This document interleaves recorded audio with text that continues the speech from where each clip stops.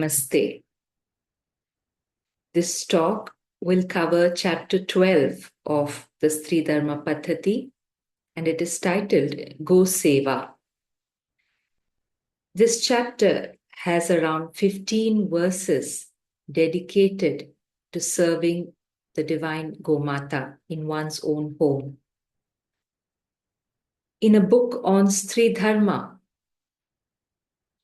there are 2 chapters exclusively for Gomata.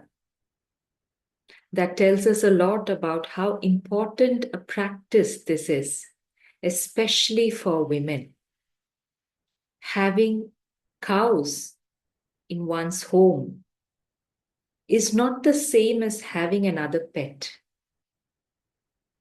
Gomata is to be treated like a deity in the home. In fact, the divine Gomata Surabhi, she did so much tapas that the Devatas were so pleased with her and gave her Goloka, which is a higher realm than even the Pitur and Devata Loka. That's why in praise of Gomata, the Trimurtis, Brahma, Vishnu and Shiva together sang this shloka. Tvam Mata Sarva Devanam, Tvam Cha Yajnasya Karanam, Tvam Tirtha Sarva Tirthanam, Namastestu Sadanadhe. You are the mother of all Devatas. You are the one because of whom all yajnas are possible. You are the holiest among all holy tirthas, and we always bow down to you. The divinity of Gomata and the immense auspiciousness that she can bring into one's home and life is incomparable. Let's look at a few of these verses from the Stri Dharma Paddhatih, and then we will get an idea of why the Shastras have given so much importance to Goseva. The first verse, Atha Gosevanam Bharate Sayam Pratar Namasyecha Gastataha Pushtimapnuyat Gascha Sankirtaye Nityam Nava Manyate Tastatha. Now, Goseva, as stated in the Mahabharata, is given. Offer obeisance to cows in the morning and the evening, and then obtain nourishment, that is, eat food. One should chant the names of the cows daily and not disrespect them. In this first verse itself, we are taught how to treat the Gomata. Just as we must never consume food without first offering it as Nivedya to the Devatas in one's home. Similarly, if there is Gomata in one's home, we must realize that she is the source of prana. She is the Devata. So, before one consumes their morning and evening meals, it is necessary to first do Goseva, Gopuja, offer her food, and only then should we humans consume ours. That is what is given in the very first verse. The next verse. Druhyena manasa va api goshu nityam sukha pradaha Archayet sadachaiva namaskaraischa pujayet. One should not be angry with the cows, even in the mind, and one should always give them happiness. Always perform puja to them and bow down to them. In this verse, we are reminded of how intelligent Gomata is. She is capable of very easily reading our thoughts and our mind and being influenced by it. Just as we say that women, a Stri, should come into her divine form as Shri to bringing all the auspiciousness in her home. Similarly, when Gomata is free from fear and anxiety, very naturally she comes into her divine form of Surabhi or Kamadenu. And that is why we must never even hold ill thoughts towards her. The quality of the milk that Gomata gives, or all her other products such as the urine and the dung, and the very prana that radiates from her, the quality of all this is dependent on how she feels. The minute Gomata is in a state of anxiety or fear or stressed out, it straightaway affects the quality of all her products. This should tell us a lot about the milk that we are consuming. When cows are used as objects to just consume and to fulfill human needs, we may think we are being very smart, but actually, when we consume milk, the vibrations of that affect us and our family. That is why it's very important that Gomata must be treated with reverence. The next verse. Matarah sarva bhutana gavah sukha sarva sukha pradaha vriddhi makamshata nityam gavah karyaha pradakshinaha.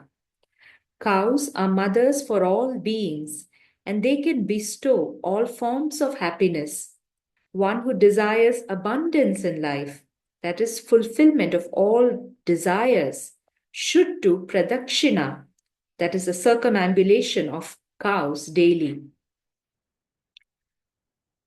These days, we see so many videos about manifesting one's desires. When the manifestations are artificially created, the only thing we do is increase our prarabdha karma. Whatever has to happen in our life comes in the form of our prarabdha karma, and that will play out in our life, and that is what we will naturally have as healthy desires. We need not do anything artificial to manifest it. But when we pray to Gomata and do her pradakshina on a daily basis or as frequently as possible, all that is there as part of our prarabdha karma and what we experience as desires will very naturally get fulfilled with fewer or no obstacles. One reason for this is because the entire Chaitanya of Gomata is like that of Sri Lakshmi. And this corresponds to the frequency of the Swadhisthana and Mooladhara chakras. When prana flows with ease in these regions of our body, those things which act as obstacles in fulfilling our desires will gently be dissolved. And that is how, time and again, the Shastras are saying that if we want all our desires to be fulfilled, then Goseva and Pradakshina of Gomata is all it takes. The next verse. Santadaya na tu padena gavam madhye na cha vrajet mangalayatanam devyastasmat pujaha sadaivahi. Never forcibly strike or beat cows with your feet, and never go and stand or walk in between cows. Cows are the abode of auspiciousness, hence they should always be worshipped. In the Hindu tradition, there is this general understanding that we must not touch sacred things with our feet and definitely not come anything close to kicking them. So whether it is anything auspicious or even a book or another person, We never touch with our feet. Even when we are seated, we must never sit in a way that our feet is stretched out towards a devata or towards anything that gives off prana. The same rule applies for the Gomata also. One must never touch the Gomata with the feet or kick it. Although the understanding that it is disrespectful to do so towards anything or anyone that is sacred is enough. Still, understanding a little bit of the science will help us become more aware of this rule in different circumstances of life.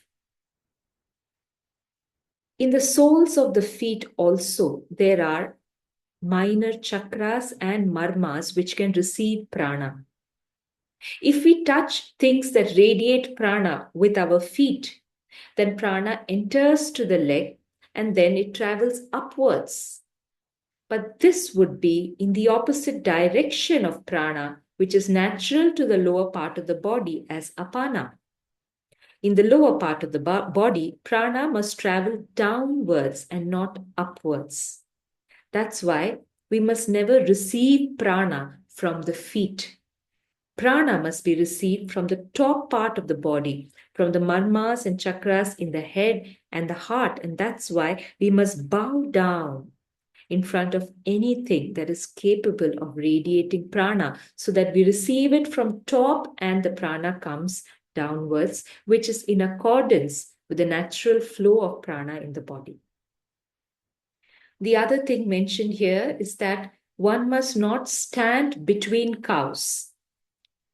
There are studies, and it's quoted in this book, which have said that cows, when they are in a herd, they naturally tend to align themselves in the north-south axis, and they act like minor magnets. So if two cows were to come and stand next to each other, it is similar to two magnets placed next to each other. When two magnets are brought close to each other, there is a force of repulsion between them.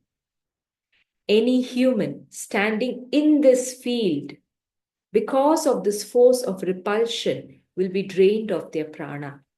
And that is why we must never stand or walk in between cows. This is the way to understand it. The next verse. Atmano yadi va anyesham grihe kshetre khale athava bhakshayanti na kathayet pibantam naiva vatsakam. Cows that are grazing in one's house, field, or land, or that of another person's house, field, or land, should not be scolded. The same applies to the calves who are drinking their mother's milk. Here, the Shastras are again reminding us that we must never ill-treat the Gomata, even if she seems to be doing something that is not in alignment with our human-made rules. So even if Gomata is grazing in someone else's land, she must never be scolded for it. The food that Gomata eats carries the prana. So while she is eating, if her thoughts become that of anxiety or fear, then it affects the prana that she carries. Similarly, the ideal way of milking the cow is by allowing half of its milk for the calves. When the calf is suckling, that is when the divine love and affection, the mamata, those feelings nourish the quality of the milk. So when the calf is drinking its mother's milk, she must never be scolded. It will affect the quality of the milk. And milk, which is thus obtained after the calf has had its fill, and then we take whatever is left for human consumption, that milk will have beautiful, healthy prana and all medicinal qualities. So this is what this verse is trying to help us understand. The next few verses are primarily for those who are keepers of Gomata in their homes. So we will skip those verses in this video. Those who wish to know it can study the book and understand that. We will next go to the verse which explains what constitutes Govadha, that is, killing of the cow. The verse says, Prerayan Kupavapishu Vrikshabhedeshu Patayan Gavashaneshu Vikrinan Tataha Prapnoti Govadham. If the owner sends his cattle to graze near wells and tanks, to grounds where trees are being felled, or if he sells them to persons who eat beef, then he is affected with the sin of killing a cow, Govadha, if death is caused to cattle thus dealt with. Here, Govadha is described for the person who owns or keeps the cow. So if the owner of a cow knowingly causes the cow to go to a certain place where, due to any accident, it may lose its life, or with complete awareness, he sells the Gomata to someone who may slaughter her for consumption of the meat, all that constitutes Govadha. If the necessary prayaschitta for Govadha is not performed, there will be serious karmic consequences. People who are aware of this, enlightened masters, often are able to detect certain problems in the lives of people or certain diseases which have no evident diagnosable causes as arising out of Govadha, committed either in this birth or in past births. That is why the Shastras prescribe prayaschitta for Govadha. Parashara Smriti, which is the text prescribed for Kali Yuga, has quite a few details on the prayaschitta, not just for Govadha, but also for consuming Gomamsa or beef. And here the prayaschitta involves certain vratas, that is, refraining from eating food in a particular prescribed manner for a long period of time to cleanse the inner vibrations of the body. The prayaschitta for consuming gomamsa or beef is different based on the varnas, and as always, it is much more for the brahmana than for those of the other varnas, because a brahmana who knowingly or unknowingly consumes beef would have altered his vibrations to a great extent. So various vratas are prescribed in chapter 10 of Parashara Smriti, and people can go through that if they wish to do the prayaschitta for it. If those vratas seem too complex and some of them involve Agni Kriyas, which is difficult to do in today's times, then one can consult a learned Purohit and also perform certain homas, which may help to reduce the karma of consuming beef. The consequences of consuming red meat or beef is not just karmic.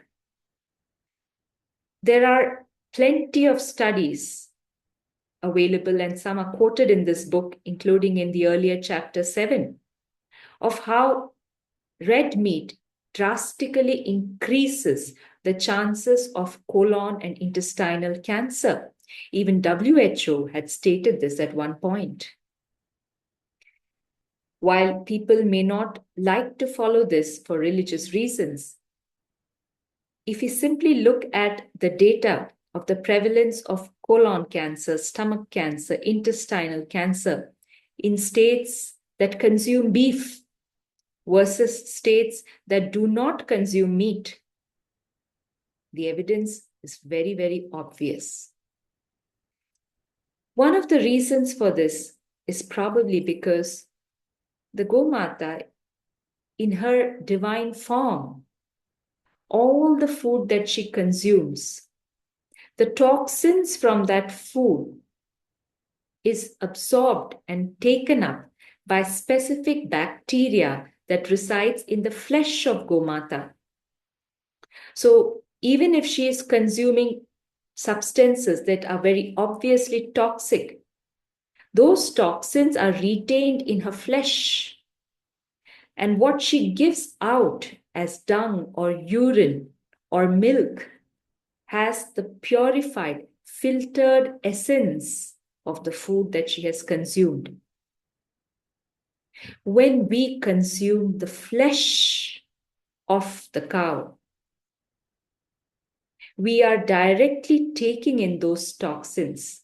All that she is trying to protect us from, we are directly consuming it. And that is why it leads to various diseases and ailments. This is primarily said for the Indian indigenous Gomata, which has the hump on the back and various other qualities that allows it to purify the contents of what it eats. And that is why Gobadha and consuming Gomamsa is strictly forbidden by the Shastras. The next verse. Anyatrapi gavam madhye shuchir bhutva gomati manasa japet gavai pashyamyaham nityam gavaha pashyantu mam sada gavo asmakam vayam tasam yato gavas tato vayam yaya sarvamidam vyaptam jagat sthavara jangamam tam dhenum shirasa vande bhuta bhavyasya mataram.